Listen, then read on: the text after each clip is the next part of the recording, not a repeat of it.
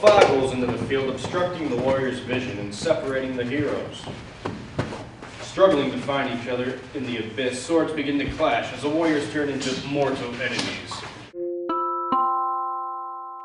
The Telling Tales project actually grew out of the notion of the creative campus, and that was something that evolved out of a conference that took place at Columbia University a number of years ago. But the purpose of the project is to infuse artists into the classroom and to promote interdisciplinary thinking, the goal of which is student creative work. I felt like if I taught contemporary politics, that students would tune out.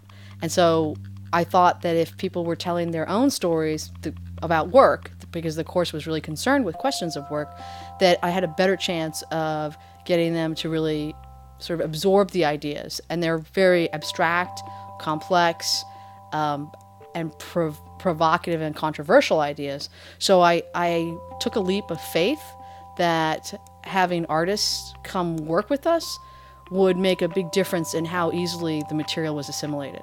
Maureen said to me, "Paul, how can I make this material in this course come alive?" And I suggested, why don't we come up with a prompt that most of the students can relate to?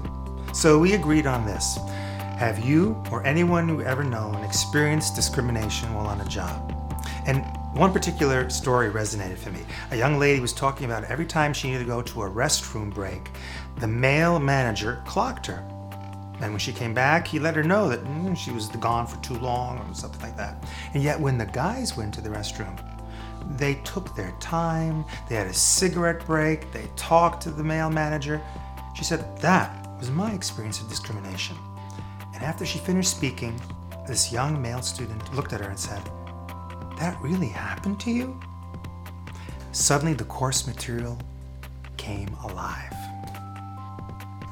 Watching him work and break it down into exercises, and then watching him help my students take their stories and build them into composites.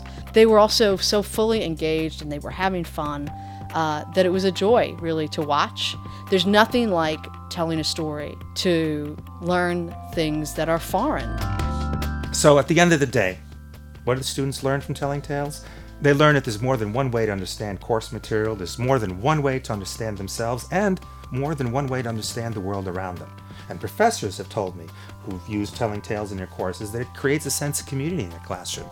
A sense of community that takes advantage all the different backgrounds and experiences that students can bring to a class and puts it to use in a positive way to create a better learning environment.